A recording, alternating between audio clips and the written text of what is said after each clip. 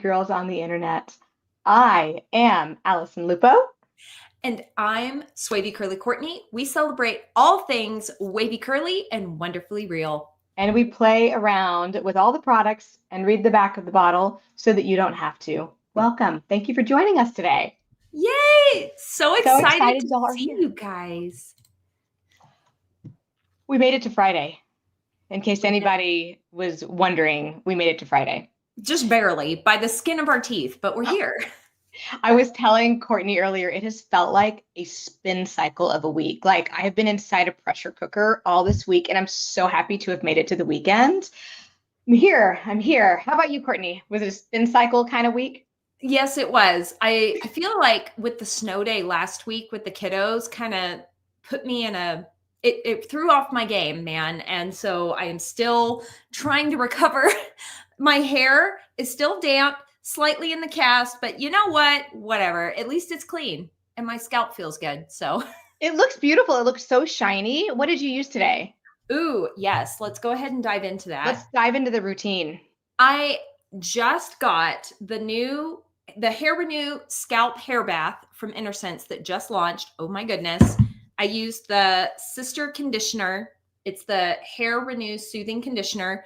They say treatment conditioner on there, and I wonder if the rest of their shampoos and conditioners say treatment, but like they do not. Okay.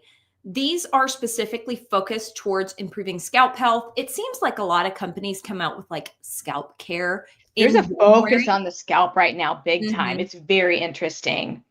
And I find these really, really nice. They've got a lot of rice protein in it, which my finer hair needs that structure and enjoys that. And then, Alyson, you did this to me. I bought this one myself. It's the I Create Curl Memory. I'm not mad that I did that to you. How do you like it? Good. This is very good, but it's very occlusive. So my hair didn't dry as fast as I thought it was going to. I'm sorry. I would have warned you if I had known that. It is the one that I do when I am in my studio taking care of my clients. If I'm running a little behind, it is not the gel I reach for. It is tricky. It is always okay. So when you say it's occlusive, you're exactly right. And that's a wonderful way to describe it. It is a gel that really traps a lot of water in the hair. So it's really, really hydrating. At the same time, it gives a hell of a cast and a lot of curl. It's a great gel, but if I'm running behind, I do not reach for that one because it's tricky. You'll think the hair's completely dry, and then this is how I always test whether the hair's right, is I pinch. Yep. I pinch the little curl family, and if it feels cold, I'm like, oh, you're not dry.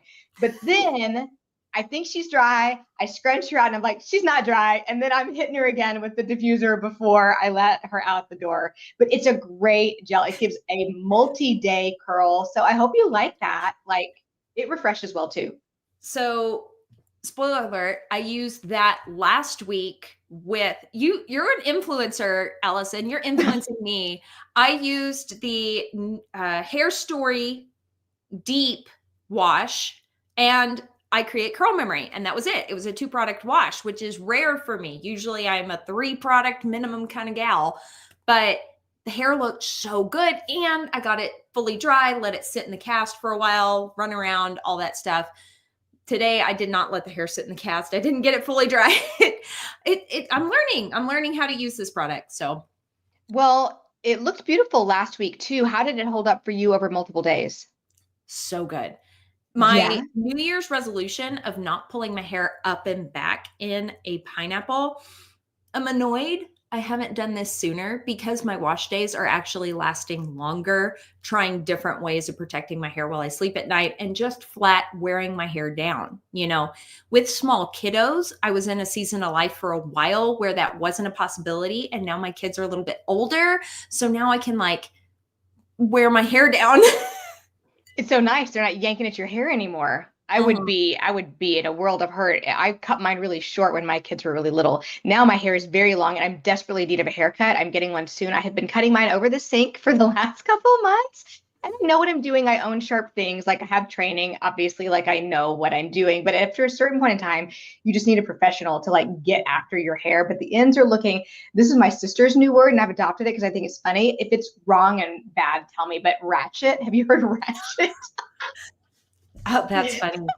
looking at the ends of my hair, and I'm like, these are pretty ratchet. Like, I need to lose a couple inches where it is just thin. Like, let that go. Have you seen that Instagram thing that went around? This guy's like, girl, let that go. It will grow. Like, and it just cracked me up. So That's what cute. I'm I like doing right that. now to get myself to my next haircut is experimenting with all ways. And so, Courtney, I wanted to surprise you today with my very big hair. If you were watching us live on YouTube, you know that my hair is much bigger than usual. And I wanted to see if you had any guesses as to my styling tool today.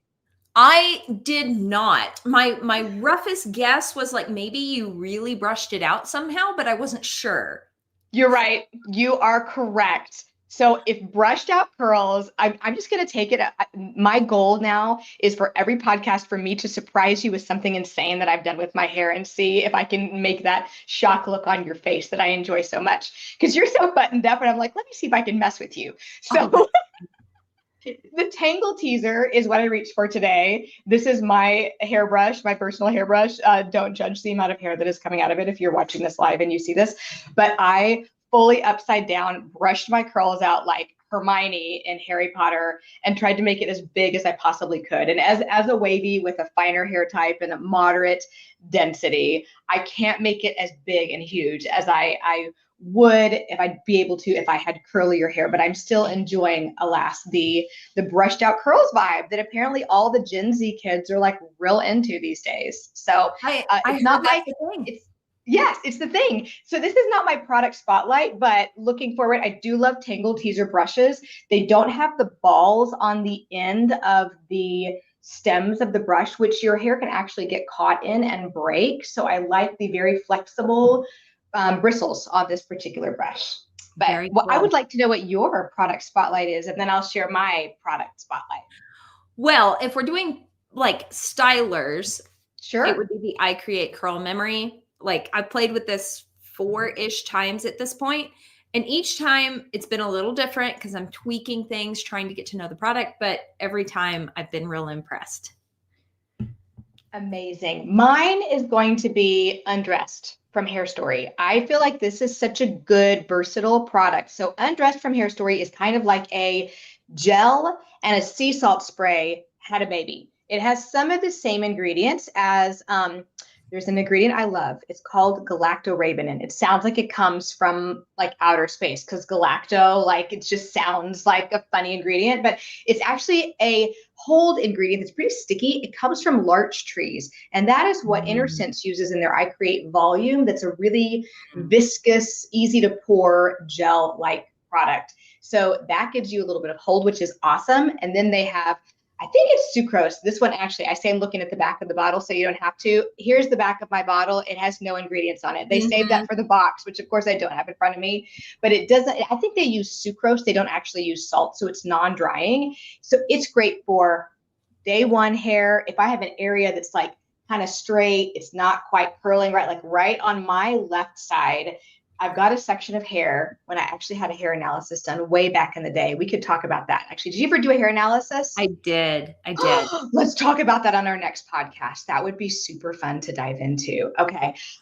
Okay. Add it to the list. So I did that years ago, and there's a section of hair of mine that does not curl the same. And she said in my hair analysis, I would have thought that hair came from a different person, like a different head of hair. It was so different. Wow. So being aware of that, I always like sort of spot treat that like with something to help it look like everybody else on a wash day when I care. And that is what Undressed does for me on a wash day, but it's great on a refresh too. So if I wanted to add some definition, a little bit more curl back into my brushed out waves, then I would reach for Hair Story Undressed. And since you talked about a brush, I would like to talk about a brush. Brush. I have that. I got hooked on this. I like the volume one a lot. But tell us what it is. Elaborate. Give us the full name. This is currently the one that I'm holding right now. Not currently. It's always been the Bounce Curl Defining Brush. And I wish I had grabbed the volume brush to hold them up and show you side by side. There's 2 versions of this brush, but what makes this brush unique is the side of the brush. There is this wide tooth comb type situation on the brush, but it also has lots of my hair in it. You're welcome. And these faux boar bristles it's vegan. These are plastic, but it's faux boar bristles plus these bendy wet brush type bristles. This is amazing. I brush my hair with it. It never snags, and I'm using it to organize my curl clumps. It's the side of the brush that makes it so good. The soft boar bristles, the bendy bristles, no damage to the hair that I can feel. There's no pulling, no tugging, really good detangling power. But when you run it through your hair and you turn it on its side, that wide tooth comb section organizes all the curl clumps. The volume brush version of this brush has a much narrower comb, like each of the distances between the teeth is much, much smaller. The defining brush, the distances are wider, so it kind of changes the size of the curl clump. And I did a side-by-side comparison of the two on YouTube, and my dear sweet audience let me know that the volume brush, they didn't think it looked as good as when I used the defining brush. Interesting. I was gonna ask if you really noticed a difference, and if they really noticed a difference, and what the opinion was. What was your opinion? Because I feel like the volume brush almost has double the quantity of the little cutouts along the side of the plastic like base of the brush. So like it's really I would think it would really grant a different look. Did you feel like it was very different? I did. It was quite different. The curl clumps were significantly smaller with the volume brush. And I guess I was just in a phase where I was really liking the smaller curl clump look, because sometimes when the curl clumps are smaller, it makes your hair look more curl enhanced. So I was really enjoying that. But I think on camera, it came off as kind of stringy because the curl clumps were too small. So that's why I think the audience preferred the look of the defining brush with the wider spacing between the comb. In my hair, it makes sense. Like wavier hair tends to look better with larger curl clumps. So that was my thoughts. I like the volume brush, but like the audience has spoken. So I'm a slave to the people. It's all like a preferential thing though. You know, there's that stylist in the Vegas area, I want to say Lonnie Jean Lafreniere. Are you familiar with Lonnie Jean? No, I'm She not. does she does a lot. She has repped Intersense forever. She's all like, I think she's like 100% Intersense. And her styles that she does are very, look her up when you have a second.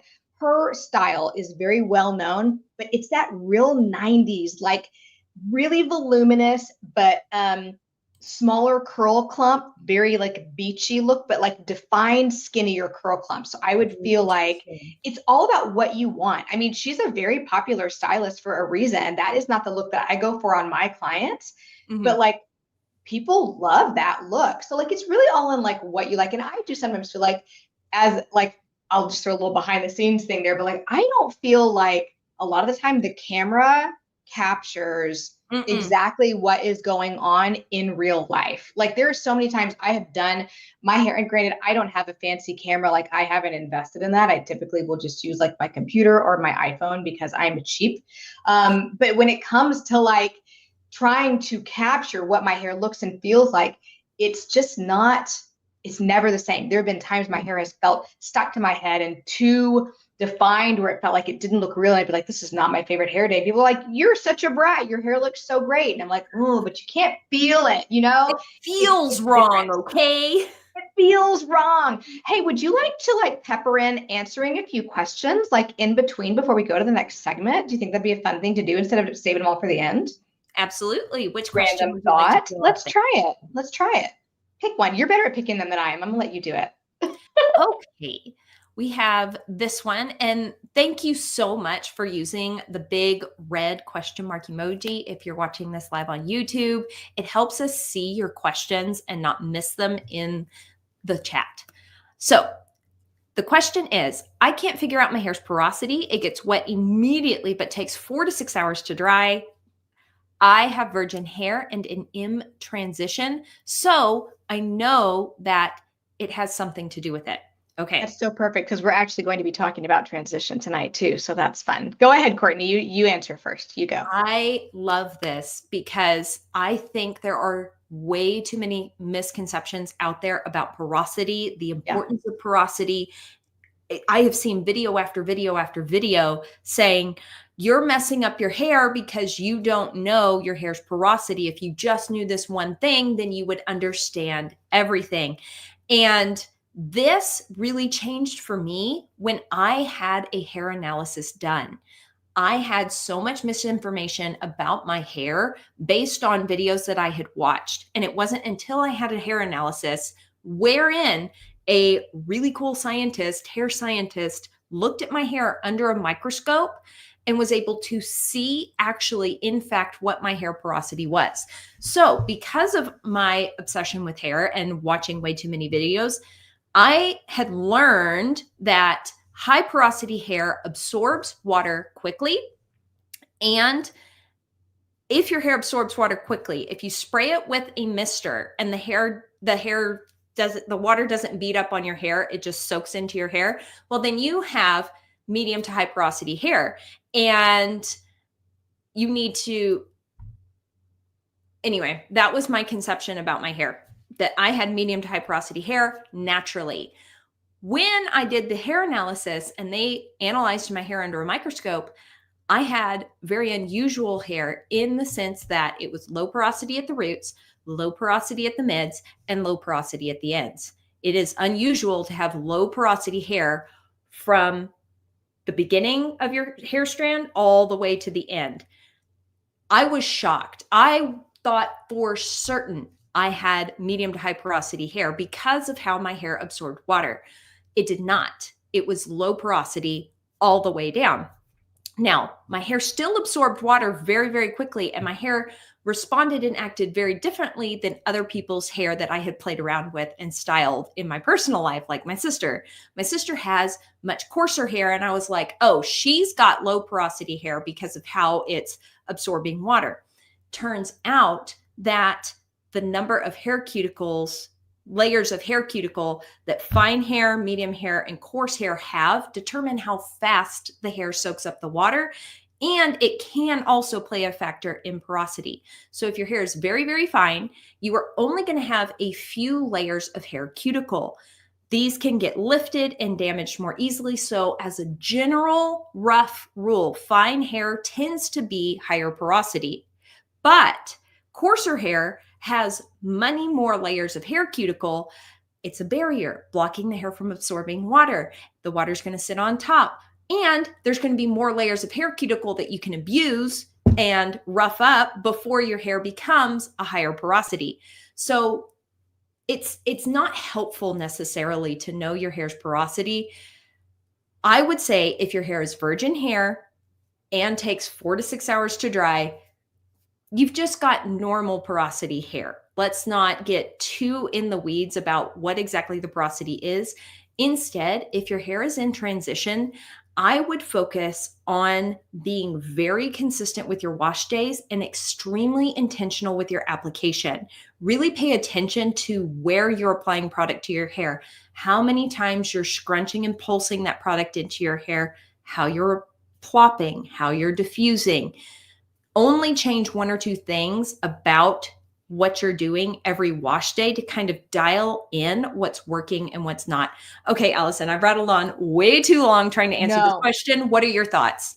My first thought is that you're going to freak out in cosmetology school because this is like a huge part of like your learning, and you're going to love it. So yes, that makes all complete sense. Like I concur with every single thing you said. The only thing that I would add that our friend here did not mention was her density. And so there, I believe I can't say there's an overlap in porosity and density, but without actually looking at your hair under a microscope, it's next to impossible to know what your porosity actually is. So if you have a great amount of density, it's going to take 4 to 6 hours for your hair to dry. Like even if you had low porosity hair, and you finally got it wet all the way through, and your hair was a more coarse texture. You got through all those up to 17 layers of cuticle, and like that hair was finally wet. Like, but if you had 6 hairs on your head, then like it's not going to take that long to dry. So like I do find that the way I generally judge in my studio whether someone has high porosity hair or not is how long it takes the hair to dry. So my guests that have a ton of hair, if their hair still dries fairly quickly for their density, I'm going to guess that they have a higher porosity hair type because that water is evaporating faster. If they have a really smooth cuticle, but they have really thick hairs, AKA like a much denser cuticle, a much coarser cuticle. I like to call it a stronger cuticle, if you will. And they have like a ton of hair, and it takes a really long time for their hair to dry. I'm going to guess that they probably have a lower porosity. So I feel like that's in line with what you're saying, Courtney. But I do think that density can play a role in trying to say, okay, it took 4 to 6 hours. Well, is that because of your density or is that because of your porosity? So you are so right. It is so relative how long it takes for your hair to dry. So for me personally, I've gotten to experience both very low porosity hair and high porosity hair when I bleached it twice. Yes, yes. And you want to know the wild thing? Yeah. I almost feel like my hair took longer to dry when it was high porosity and super bleached because it soaked up the product. That was what I was going to ask was, did you end up using more product though to compensate? And if you did, that would kind of be that, because you're putting more on and you just see it absorbing, it's absorbing, it's absorbing. So you add more. Whereas if you had used the same amount on your higher density hair than that you were on your lower density hair, it would have taken less time to dry. Yep. And you would have been like, my hair is fuzzy and flyaway and blark, but you know, that is a word, blark, but you know exactly how you want your hair to feel. So you were reading your hair and going by feel, which is so brilliant because you know it well enough. You're like, nope, that's not saturated enough. That's not what I want. So you kept going, and that gave you the same dry time. Yes, exactly. So it is very relative. Dry time is not a good indicator of porosity. There's too many other factors coming into play. It's how your hair absorbs product. And that I will say can also be density too. So like if you wanted to divide your hair in sections, a top section, a middle section, a bottom section, or just 2 or 3 rough, messy sections to get product on your hair, you might just have a lot of hair. So definitely, I think that density is really important to pay attention to, as is your texture, whether texture being fine, medium, strong, or coarse, whatever you call it. So I feel like that leads us right into mistakes we are still making.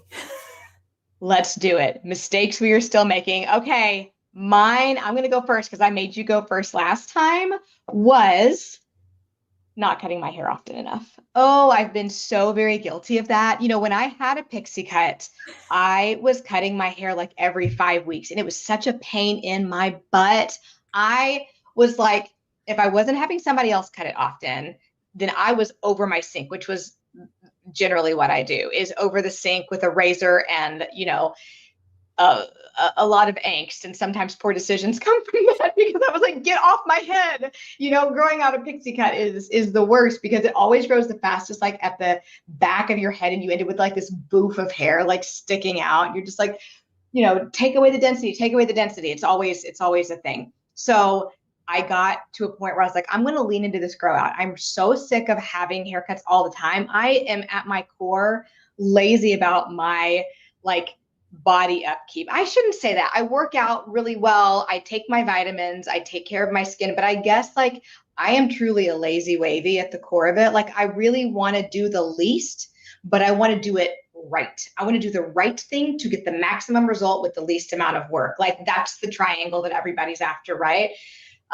Yes, it's a real thing. I have a class coming out about that. It's going to be a fun one, but we're not there yet. So we'll get there. So for me, I leaned into, I'm going to get a haircut every 6 months by a professional, and I'm going to maintain it myself in between, which has been fine. But I'm at a point where I know I need a haircut. So if you, like me, have been dragging your feet on getting your haircut, dude, once every 4 months is like really where it's at. So take care of your hair, because once those split ends start, they don't stop. So that's the mistake that I have been making as of recent. I'm sure I can think of another one, but that's the one for now. What have you got? Mine, it kind of plays into my 2025 hair resolutions for myself. I'm really annoyed at myself because for years I have been putting my hair back in a high tight pineapple every single day by 5 p.m.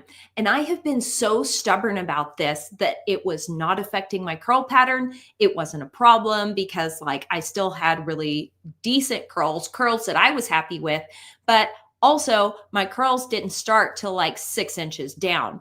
And one of the things that I have been doing this year is just flat refusing to pull my hair up. Now, I haven't been perfect. There have been days that I have pulled my hair back and up, and we're only 17 days into the year and I'm already messed up. But I am consistently wearing my hair down more, and I'm already noticing that my curl pattern is going up higher, closer to my roots. So it's an experiment worth running on yourself of giving up the high and tight pineapple for a little while. Now, what are you doing when you work out? Because I know that you are deeply into working out. So is that an opportunity to say that's okay to have my hair up when I work out, but it's only for like that hour? Or like, where is your line for I'm not going to wear my hair up?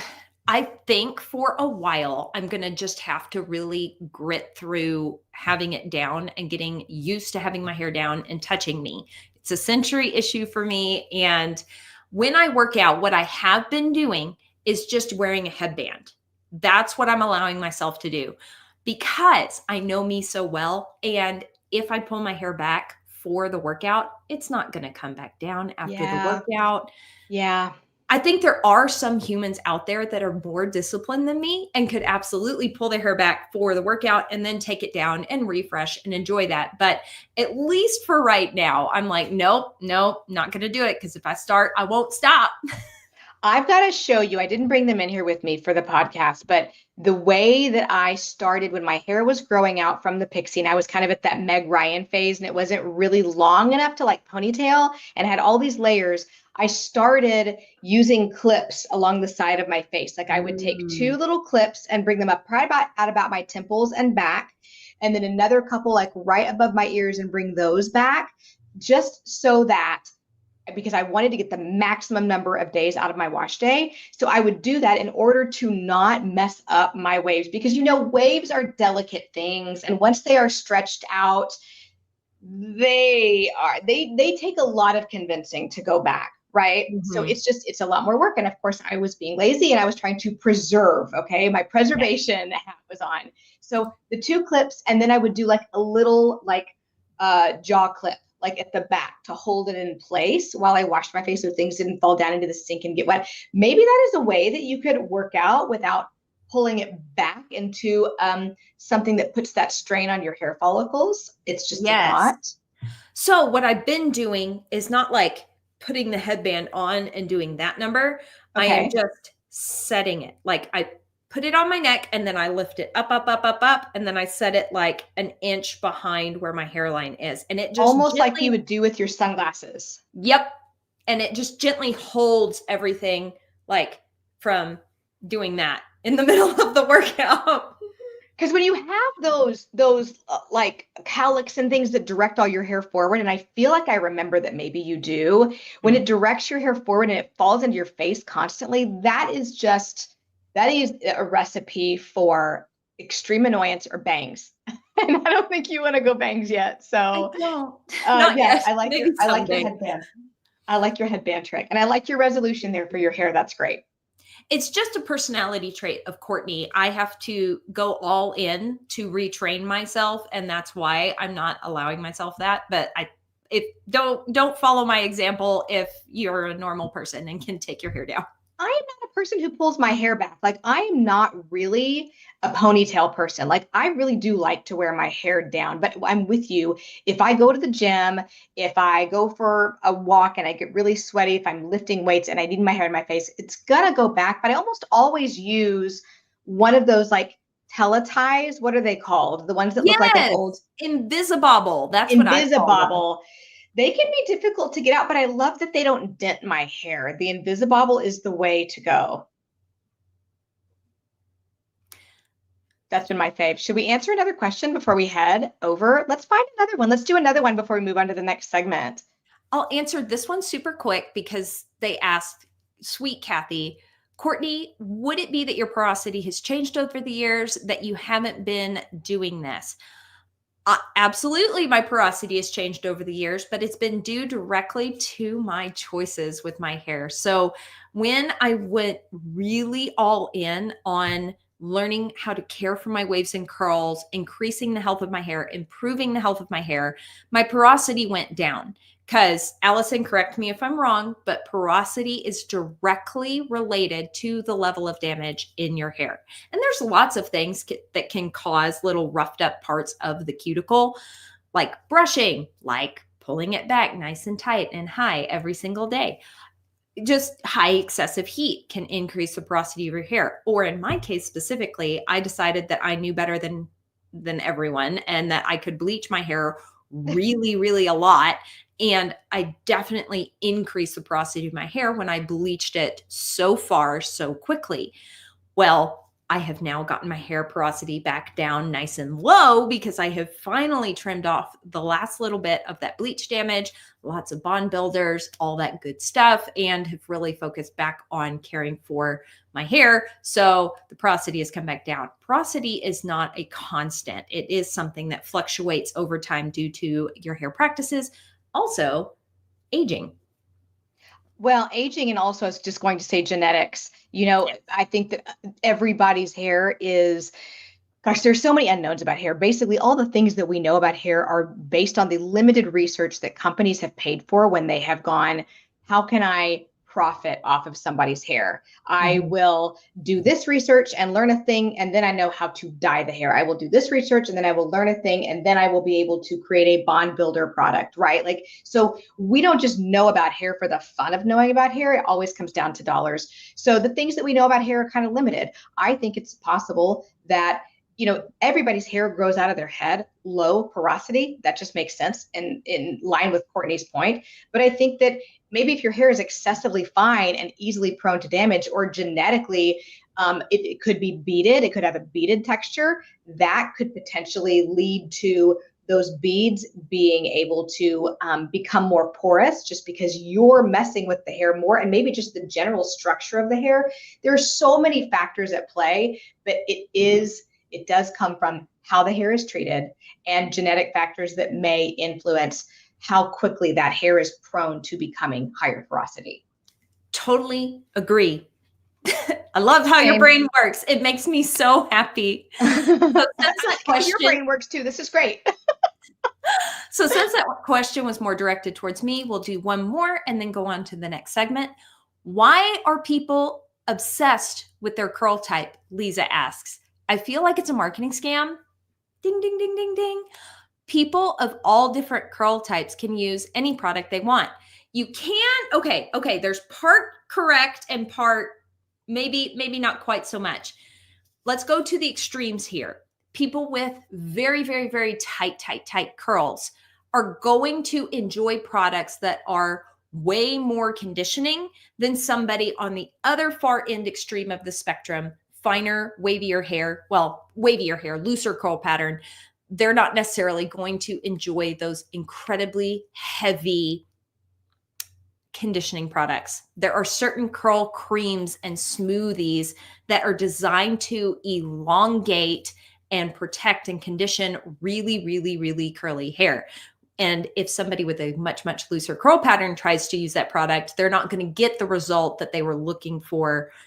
Whereas if they used a different product, they might enjoy it better. Okay. And that's for a couple of reasons. I want to elaborate on that too. Why would that be? I love the why. Why is like my favorite question. When I was little, I was like, but why? But why? But why? My dad cut it out of a newspaper, out of the Wall Street Journal, where he's like, but why? And stuck it on so why? The reason, my understanding, is that we have these wonderful oils on our scalp called sebum. When you have a straighter hair type, Courtney, you didn't mention this, did you? Was I spacing out? I don't think you did. But sebum is this wonderful oil that comes from our scalp, and it travels on our hair as our hair grows out of our heads and down our hair shaft to keep it hydrated, moisturized. If you are ever brushing your hair, as I did at the beginning of this, or you're running your hands through your hair, or just by nature of sleeping on a pillow, that oil is going to travel down your hair strands. The straighter your hair is, the easier that oil travels. And lubricates your hair strands so they don't get tangled, so they can grow longer, so they are shinier, all of those good things.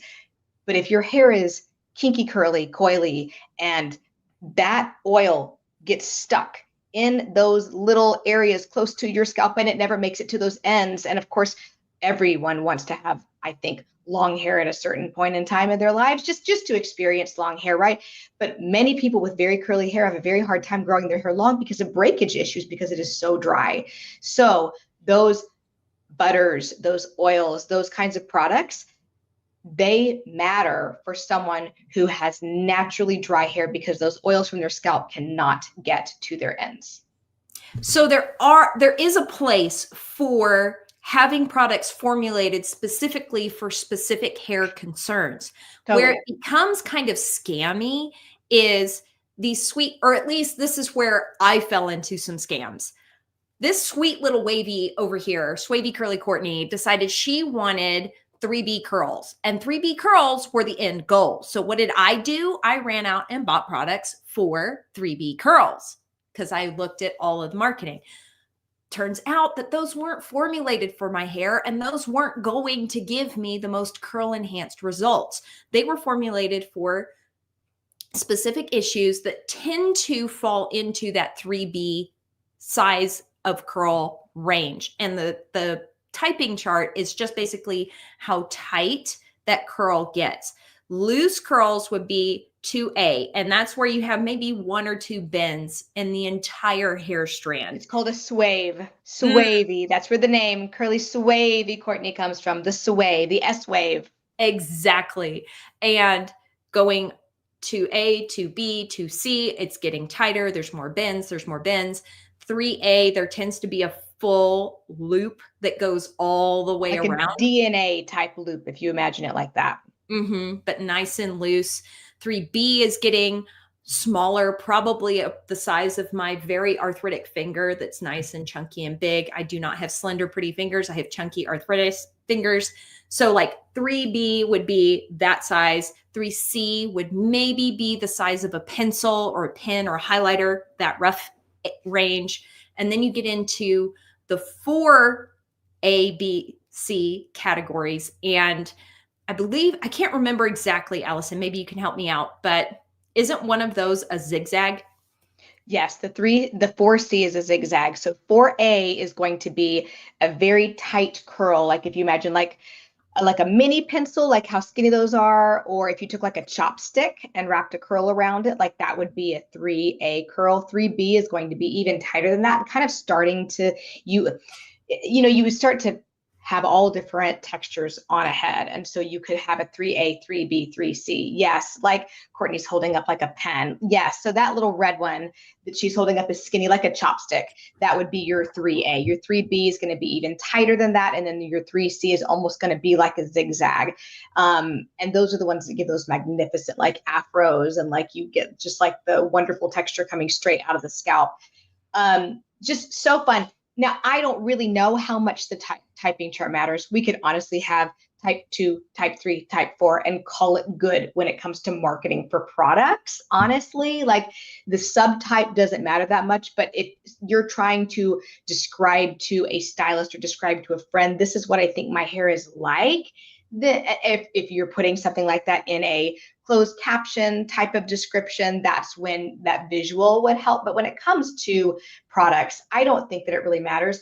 But I think that people, when you ask why are people obsessed with knowing their curl type, I think people are kind of obsessed with analyzing themselves, and they want to put themselves in a box. And I think it makes people feel good to know themselves. And that's just another way to do that. We talk about personality typing. We talk about, what foods make us tick and what foods make us not feel good. Like we're always kind of trying to get to know ourselves better.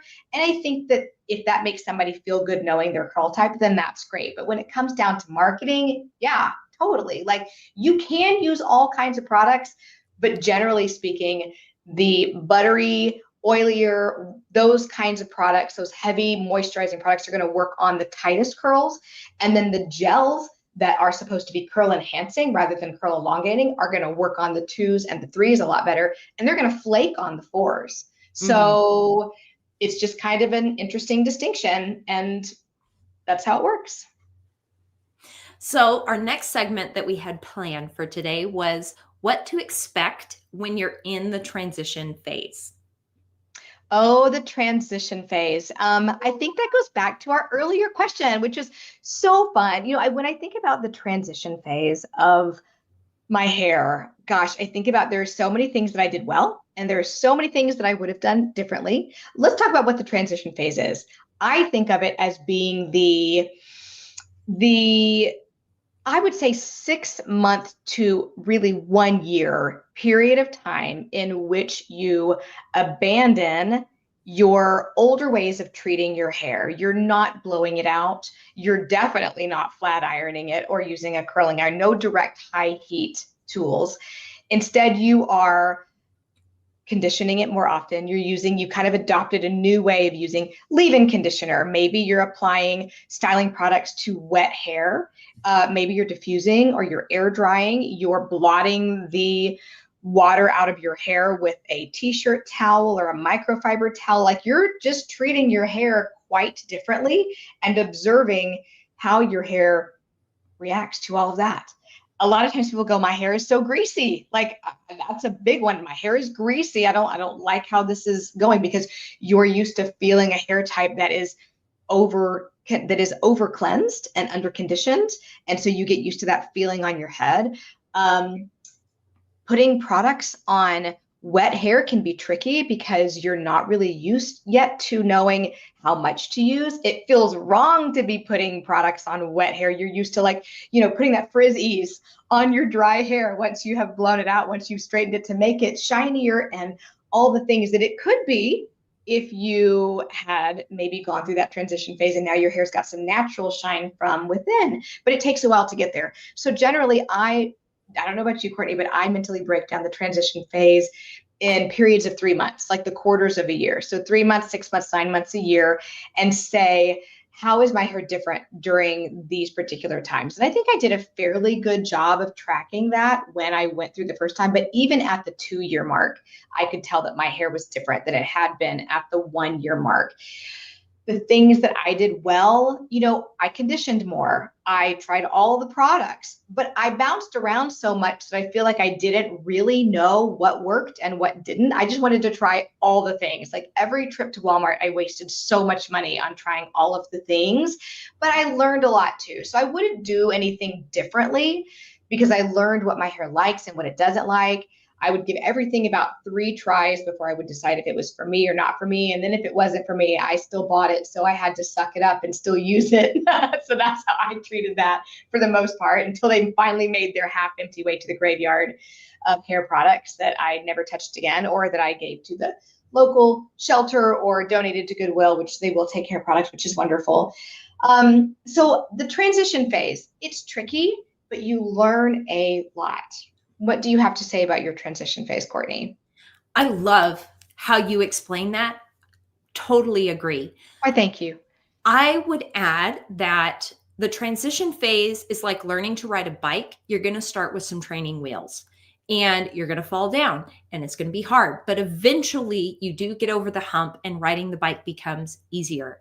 The transition phase is, like you said, you are totally shifting how you style your hair. You're putting product on wet hair and scrunching it, which feels so weird and so wrong. But it takes time and repetitions to get better at it and to figure out, okay, when I did this, this is how my hair turned out and I liked it.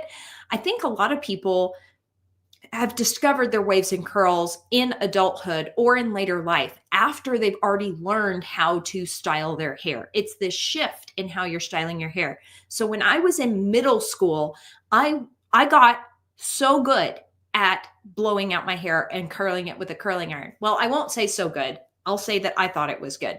But when I first started, I was in 7th grade. It took me 2 hours every morning before school to get my hair done. Bless your heart.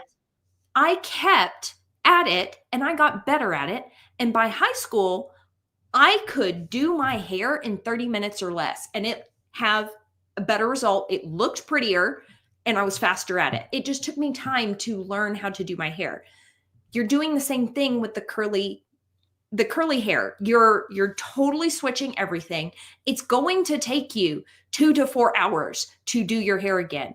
And you have to get kind of stubborn, kind of gritty. You have to kind of not give yourself an out, similar to how I'm not giving myself an out to pull my hair back to work out, because I know that that's what it's going to take for me to break this habit. In order to get really good at styling your hair, you can't give your hair in order to get really comfortable with styling your curly hair, you have to just kind of commit to gritting it out, having some really terrible hair days, and allowing the process to go to fruition. It does take 6 months. It does take up to a year in some cases. And guess what? You're never fully out of transition in the sense that your hair does continue to change. The only thing I would hormones are a hell of a drug. Hormones are a hell of a drug. They are. And I noticed, let me know if you noticed this too, that when my hair was in transition, the margin of error was incredibly small. Like if I used even slightly too much gel, or plopped my hair for even slightly too long, or diffused my hair even slightly too rough, my hair would look really bad. But if I got all those things right, I had a shot at a half decent hair day.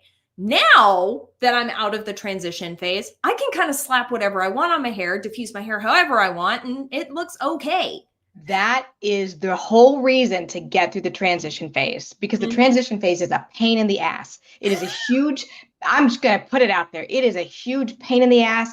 And you think, God, it was easier to do this the way it was before. But to your point, I love the point you made about the way you started learning your hair as a little baby adolescent. Like, yes, like a little baby adolescent learning your hair for the first time. You're kind of starting over. But when you get to the point where you know your hair and your hair has gotten way more consistent, the word I used for my hair in the beginning was reactive. It was reactive to everything. Like if the dew point, I'll talk about dew point a little bit, just a measure of humidity, was like 5 points different than the day before, I'd have a whole different head of hair. So we're talking about a very small margin of error, to use your phrase, in terms of how much humidity is in the air. Like my hair would let me know very quickly, and it was going to be very frizzy. So like much more reactive in that transition phase for sure. But the longer I've done this, the more I know my hair. And so I don't know if part of that is that my hair is just more stable, or I just know what to do now. But either way, like I washed my hair on Tuesday the last time. This is Friday. This is not my best hair day, but it's completely wearable. And I was able to brush it out and do something different with it. So that is something fun, I think, that you get once you get past that transition phase and you know your hair. You can say, well, this is not a great refresh day. This is not a day where I'm going to wear it up. I'm going to brush it out and do something totally different with it. You can experiment and kind of know what you're going to get. And there's a lot of freedom that comes with knowing that, and with also wearing your hair kind of the way you were made. Like there's a freedom in that. There's a strength in that I think is really, really cool, but it only comes when you commit to it. Now you say, okay, in that transition phase, don't blow your hair out and don't do this. You know what? If I'm going to give you a little bit of grace here though, if blowing your hair out and straightening it once a month is what helps you get through that, it's going to prolong your transition phase for sure. Like for every action, there is an equal and opposite reaction, right? It's going to prolong your transition phase to having really healthy, easy to manage hair. But if that's what helps you stick with it because you just need that consistency to get through, then do it. Nobody's going to arrest you. There is no wavy hair police that's going to come after you. It's not going to happen. And you can leave the Facebook group if they're mean to you. Like that is not a problem. So go ahead and do what you need to do to get through it so that you can kind of have that easy, wavy hair that gets you random ass compliments from the Gen Z people on the street. There we go. And another fun thing about transition is you will have some bad hair days, but every single time I was having the absolute worst hair day and I had to go out in public and be a human and grocery shop, a random stranger would come up to me and be like, hey, I love your hair.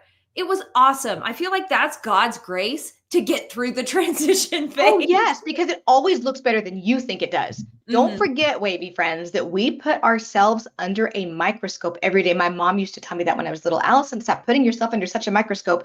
Now I tell my own kids that. I tell my own clients that. Like, You will think that you're having the worst hair day in the world, and some random stranger will come up to you in the line at Costco and tell you how beautiful your hair looks. And it's just day making, especially when it comes from like a Gen Z kid. Because if they're talking to anybody, much less given a compliment, like that hair looks really, really good. Heck yeah. Heck yeah. You win. Let's answer another question. Let's do it. This is from Amy. My hair looks fine on wash day, but the second day, if I get my hair wet in the shower, it gets really frizzy, even if I add conditioner and curl products again. Why? Probably because your hair is still in transition, if I had to guess. I would want to know how long she's been doing this for sure. My hair, the further out I get from transition, the less persnickety it gets on refresh days. In fact, because I'm having to wear my hair down this year, because it's one of my resolutions, I'm getting better at refreshing and noticing that it's not frizzing like it was when it was in a super transition phase. So just give yourself some grace. That is totally, totally normal. If I were you, I would do what I could to avoid trying to add water to it on refresh days, at least right now.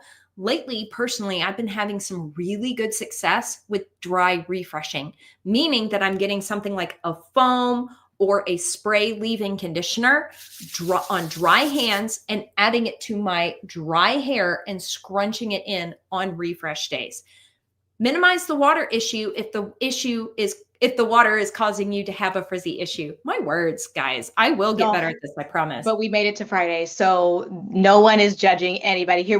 This is all love. This is an all love podcast. We are just loving on each other. I would add one thing to that though. Sometimes the water and the leave-in conditioner are not the cure-all, because right. Think about hairs are arranged on your head. If you're a frizz prone person, there could be a couple things happening there too, friend Amy. Number one, you could have, let's say you've been doing this for like 3 to 6 months. Let's say you started taking a vitamin. You might have, because frizz has a lot of causes. We should do a whole podcast, I'm writing this down, on the causes of frizz, because honestly, there are so many causes of frizz. What if you have a whole lot of new hair coming in? Like, welcome new hair babies. We want you here. Those little suckers are going to stand straight up for like the first 3 to 4 months that they're in the world, because that's what toddlers do. They want everybody to know that they are there. So like they're going to stand straight up and they're going to look like frizz. Yes, leave-in conditioner and all the styling products will help with that on your wash day. But day 2, they are like loud and proud. Okay. Another thought that I have is, like, not everybody has hair that is smooth and that lays down. My clients that have coarser or stronger hair types, when they do have shorter hairs or any hairs at all, really, it's like their hair knows what it wants to do, and it does not want to lay down. It wants to stand up. It's got its own idea of what's going on. So I really recommend, and I'm holding up my brush that I talked about earlier in the podcast, but pretend like I'm holding a pick in my hand. I talk about this a lot on my Instagram, on my YouTube. I have refresh videos if it's helpful for anybody to see that in person. Use some kind of a pick, a tool. Courtney, use your hand. She's demonstrating that with her hand. Use your hand like a claw to think about arranging your hair, laying it down. A lot of times people will talk about laying down their edges. Those are those short hairs that can stand out. These are your edges that would be elsewhere in your hair. Use a tool. Use something to lay that hair down before you put water on it. Tuck that hair into the rest of it before you apply any kind of water. So if you're in the shower and you're getting it fully wet again, that might be too much water for you. The spray of the water, the droplets, might kind of be hacking your hair off. I know that when I used a spray bottle early on in my transition phase, I learned that my hair hated that. And I think that it's because you have droplets that land here and there, and the hair is trying to reach for it. That's my non-science-y explanation of why I think that happens. For my hair, getting my hands wet with water, specifically warm water, seems to work best, and smoothing that onto my hair after I've tucked in the frizz. Tuck in the frizz, step 1, smooth over the water, step 2. Step 3, use the foam like Courtney suggested. Use a spray like Undress that I love, my product Spotlight. Use a little bit of leave-in conditioner, but maybe apply it ears down. And then whatever's left on your hands, kind of cascade that up little by little so that you're not like coating the roots area of your hair with a lot of product and then leaving yourself with a greasy look. So second day can be tricky, especially in transition because you're still learning your hair. But I'm so glad that you are experimenting with second day hair. One thing I want to say about the transition phase that I didn't say earlier is that I think that it's like a gift in some way that your hair is kind of a mess in the beginning because it gives you more opportunities for more wash days.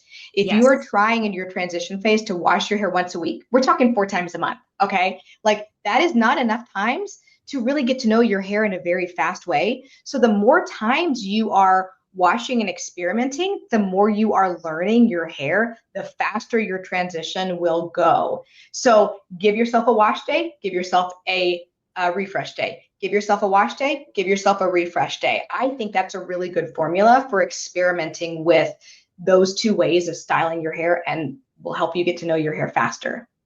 And Amy did comment saying that I've only been doing this for a few months. So yes, it will get better. Yes.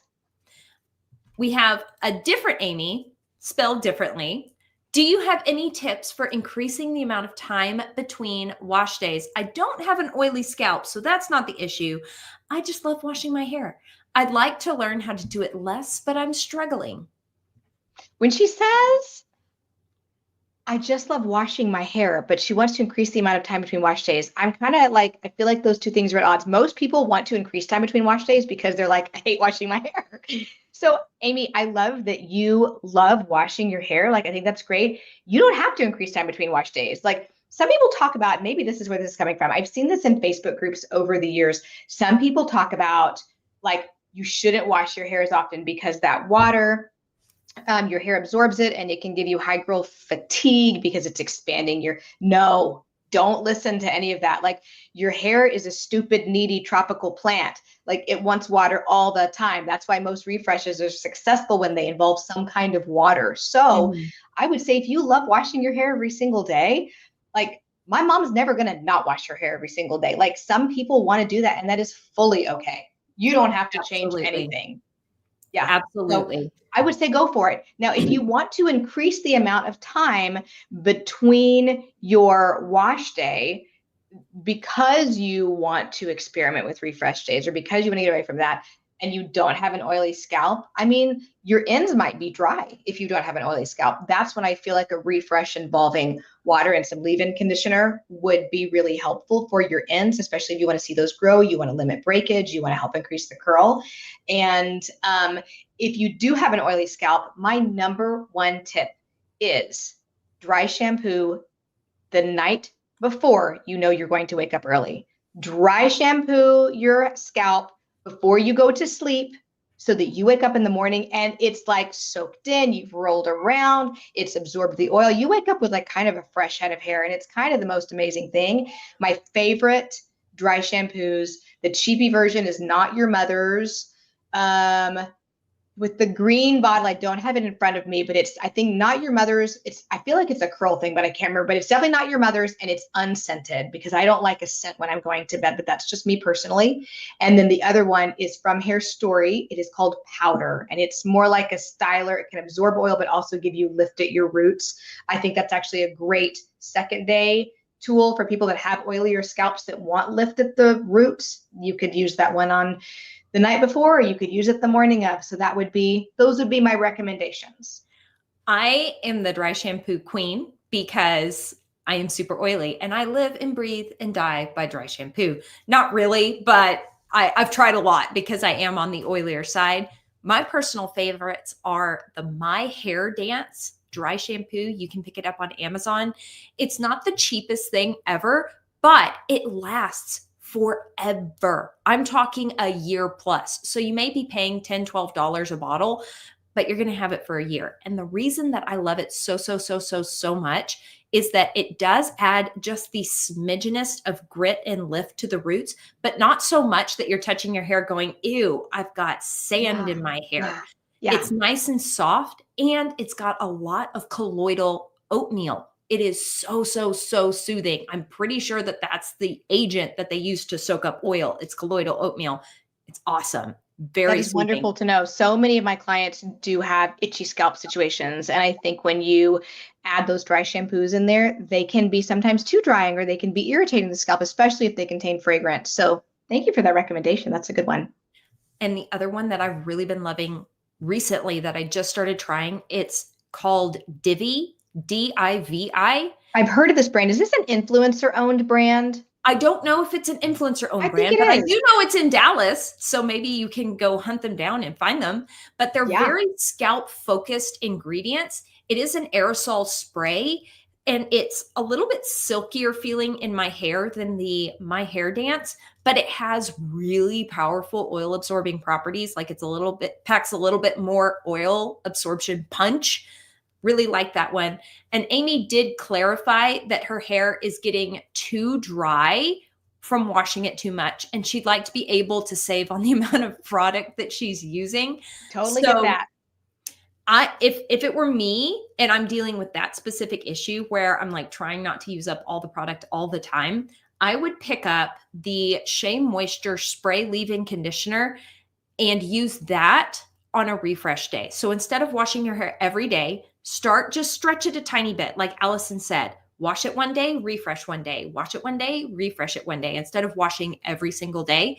And on those days that it's a refresh day, I love how Alyson said this, get your hands wet with warm water, smooth that over, glaze that over, prayer hands it on the end specifically, maybe give it a little bit of a scrunch to kind of very gently, lightly saturate the hair with water. Not so much that it squishes or drips. We're not adding that much water, just a smidgen, a skosh of water, then a spray of that leave-in conditioner on the ends, glazed over, scrunched in to help combat that dryness. And I love your suggestion to use a more budget-friendly product on your refresh day as well, because on your wash day, that's when your hair is sort of naked, exposed. It's going to absorb the most stuff. So if you are able to use better products, I'm thinking like InnerSense type products, those kinds of things. If you're able to use products like that on your wash day, that's going to help your transition phase accelerate, I believe, just because I see the nourishing, I've seen it on too many of my clients to say that, because I did not have a transition phase like that. But when I introduce my clients to better quality products that are really nourishing, that do more than just give hold, they really have the good proteins and they have the really good conditioning agents. Those things really help their transition phase happen much quicker. But then on your refresh days, you can afford to like use something that's a little bit less expensive because you've already got the good stuff that your hair has absorbed. So that's a great tip. Oh, another really good spray leave-in conditioner that's on the more affordable side is the Not Your Mother's Curl Talk spray leave-in conditioner.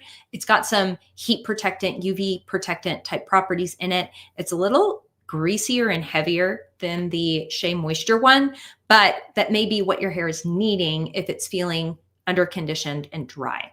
And also with those spray products, spray them in your hand before you apply them to your hair. Don't spray that. Just because it's a spray top doesn't mean you're not using your hands. That will create frizz. You will not know how much is really on your hair. And then you're like, oh, I am so greasy. But if you spray that in your hands first, give that a little rub between your hands, and then smooth that over your hair, you will get a much better feel for how much you need, how much your hair is absorbing. And that's it. I hope this was helpful for you guys. This was so much fun. I love that we were doing this every Friday.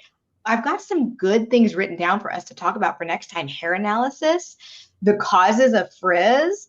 You guys are so great at inspiring us and giving us great topics to discuss. I've gotten requests from my audience via my newsletter, people asking, hey, can you talk about little kid hair? Can you talk about silver strands? So we've got so many things to talk about on our horizon. We've committed to doing 10 of these episodes. I'm super pumped about this season. Hopefully we'll be able to do another season as well. So you guys save up your questions. If we didn't get to you this time, please ask it next time. We'll try to pepper in the questions from now on. I think that's a great way of doing that rather than trying to squish them all in the end. Love it. Thank you. Thanks for being here today. Yes, thank y'all so much for joining us for episode 3. Like Alyson said, there will be 10 episodes. So be sure to be ready and hang out live 5 p.m. Central Standard Time if you want to catch us live. If not, this will be on all the podcast platforms, plus on the Two Wavy Girls Courtney YouTube channel, along with on the Real Life Curly Girls YouTube channel. Lots of ways to watch. We love this opportunity to get to hang out with y'all. Thank you so much for spending part of your day with us. And we sure hope y'all are having an absolutely fantastic day. And we cannot wait to see you in the next one. We'll see you soon, guys. Thank you for listening to Two Wavy Girls on the internet. See you soon.